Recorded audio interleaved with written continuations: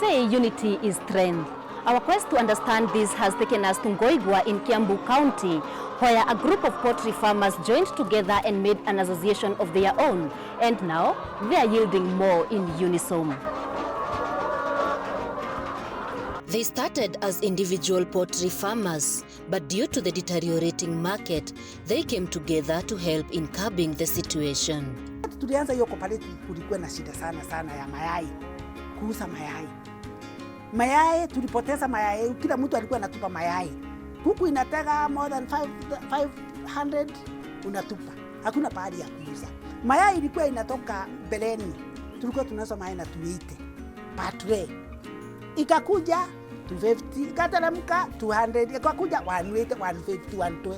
So kila mtu alikuwa na shida. Ndio tukakuja tukashikana, wamama walikuja kwangu, wamama kama 5, kukakuja wazee, tukawa 100, tukawa 200 people. Sasa tukaendelea wote tukashikana, tukaform hiyo cooperative. Ndio sasa tukaambiana tutafanya aje. Ndio tukaonelea tukituma watu kwa serikali, watu kadhaa wataenda watutetee. Ndio tukatuma hawa watu 5 waende waongee na serikali yetu kuu, ndio wajue vile tutafanya. Tukaenda, ndio serikali katusikia, lakini haikuwa inajua kuko mayai pahali na tupo. Ilikuwa inafikiria Kenya hakuna mayai. Hata ilikuwa inaitisha mayai kutoka nje. Wakati tulienda huko tukaripot, tukasikia mayai inatoka Uganda, inatoka wapi, ndio sasa tulifunga, kila mpaka ikafungwa, ndio mayai kaanza kupanda. Kuanzia the following day mayai kaanza kupanda, inaenda juu mpaka wa leo, haijawahi teremka hata siku. They narrate to us where their journey as a cooperative has taken them and what they have achieved in togetherness. Before we formed the cooperative, there was a lot of challenges that poultry farmers were facing. One, the low prices of eggs. The other thing was the high cost of production of the feeds of poultry. But when we came together and formed a cooperative, there are 2 things that we were able to implement immediately. Number 1, we were able to reduce the cost of production, because currently I'm buying a bag of layer for 2,650. Initially, I used to buy between 2,800 to 2,900. So you can see I'm saving almost 200 to 250 per bag. So that translates to a reduction in the cost of production. Number 2, the prices of eggs have stabilized for the last 1 year. Because personally, I have never sold a tray of egg less than 280. Right? Currently, we are selling between 300 to 295 there. And for us, the farmer is in business and we are very happy. In order to cut the high cost of production, they started making their own poultry feeds, where a farmer is able to save a coin, unlike before. Because we normally do our own analysis, we have a good nutritionist who come and formulate very good quality of feeds. So the bag that was going at 3,000, now we are selling to our farmers at 2,650, meaning we are saving a bag of 70 kg, we are saving an average of between 300 shillings to 350. So if a farmer is consuming 1 bag per day, you can only imagine saving 300 shillings per day, that is 9,000. That's 9,000 shillings in a month. So that is a farmer who is consuming 1 bag per day. So there are those farmers who are consuming like 10 bags or 20 bags per day. You can only imagine how much. Sababu wakati huo mimi kama mimi mwenyewe nilikuwa nakula chakula ya Jubilee Feeds. Wakati huo Jubilee Feeds ilikuwa nauza 2,800. Ukilinganisha ukiuza inachukuaga kununua gunia moja inastahili uwe na gunia na kitu 14 trays. Ukihesabu 14 trays kwa 180 haigetosha hata gunia moja. Sasa mtu alikuwa analishwa hata anashindwa hata atalisha kuku na nini. Mtu alikuwa inabidi sasa uuze kuku ama uanze kukopa chakula, na wakati huo tuko tunakopeshwa chakula. Chakula haikopeshwi. Ni wewe ukiletewa chakula uza mayai yako. Mpaka cost of production ilikuwa juu zaidi. Wengine walikuwa nauza hata 3,000. Sasa hapo ndio tukajiuliza tutafanya nini ndio tuweze kulisha kuku zetu na tuendelee na hii biashara, sababu kulima ni biashara. Nevertheless, the poultry farming might become difficult to pursue in the near future. For the farmers are experiencing a challenge in getting the chicks, thus leaving their poultry pens empty. kuku, nilikuwa na kuku mingi sana kama 4,000, lakini zilizeeka na nikauza. So wakati nimeuza nimekosa kiparanga. Ndio naona hizi maboma zangu za kuku haina kuku, hii ingine haina kuku. Sasa nagoja nione kama nitapata kiparanga, because wakati nilienda kuuliza nilipewa 1,000. Na 1,000 ni ya boma mbili. So nabakisa ingine kama hata kama ni 2,000. Ndio niweke kwa huku kwingine.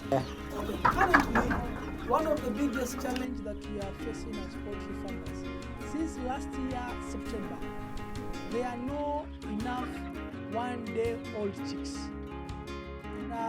It is like the demand for chicks have outwitted the supply, because we have several farmers who have ordered for chicks since last year September, and up to now they have never been supplied.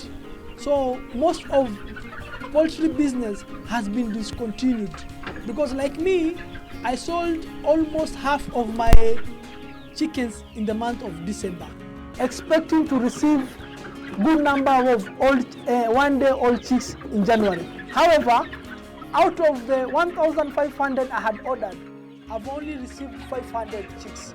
So it means I have a lot of empty houses right now that do not have chicks. And it is not only, the problem is only not to me, but it is affecting a lot of farmers.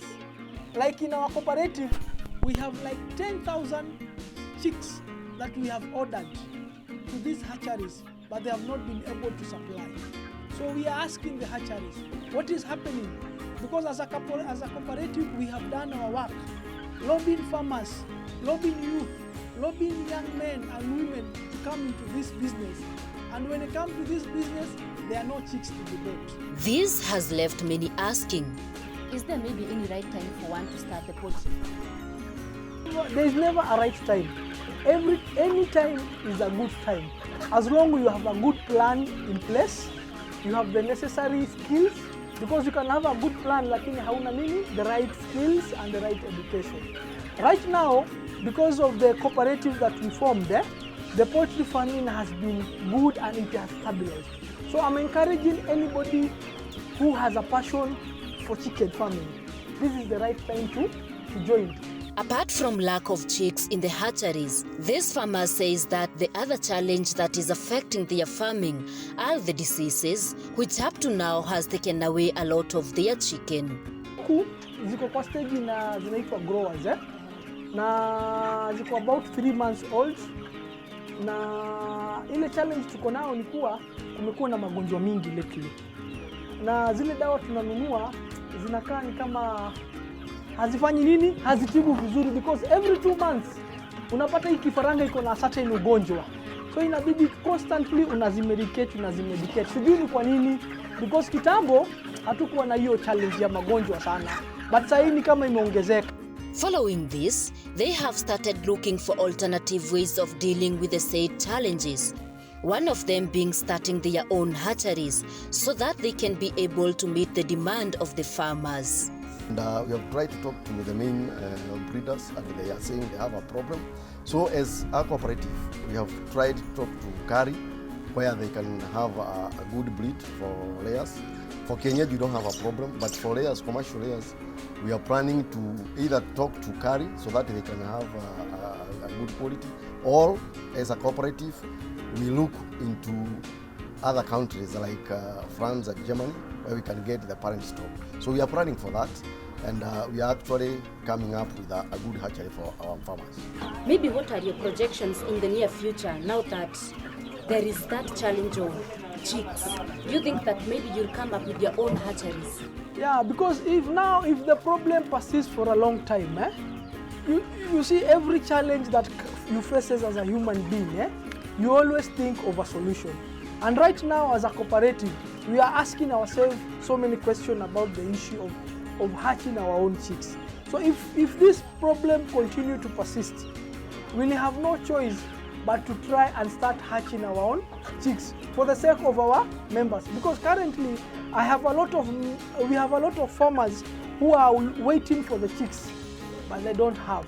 And all the big hatcheries like Kenchik, Kenbird, Kenbreed, and Mogoko, they are not in a position to supply the way the farmers want. So our future projection is if God blesses us as a cooperative, maybe one day we'll have our own hatchery.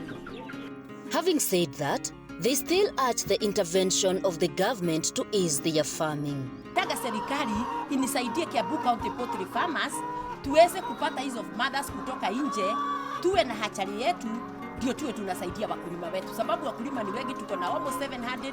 At least tuone kila mkulima ako na vifaranga, ndio tuweze kusibisha mayai kwa Kenya yetu.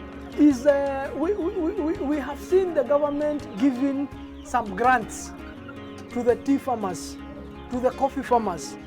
So the same thing that we are seeing other farmers benefiting from. We don't want to be given free things, but at least we want our business to be boosted by grant. Even if we have been given loans at a small interest, we are ready to do that. So where we feel the government can come in is we are requesting the government to come and assist the small farmers, either increase their flock, increase their stock, and at least they will be able to be boosted in one way or another.